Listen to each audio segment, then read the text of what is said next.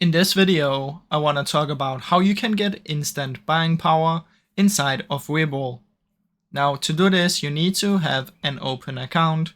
So if you come here and click on your account, you need to make sure that your account is opened. Now, this only works in the US, so since I'm not from the US, I cannot open my account, so I cannot do it.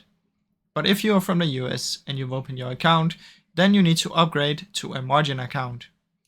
Once you upgrade to your margin account, you're gonna be able to use your buying power. So you need to upgrade, and to do this, you just wanna head to your profile, find upgrade to margin, and then you wanna apply for it. Now keep in mind, if you don't pass the application, then they can just reject you and you might not have the margin account. So make sure you fill it out completely, and then they can accept you and you'll get the buying power. Now, I really hope you enjoyed this short video.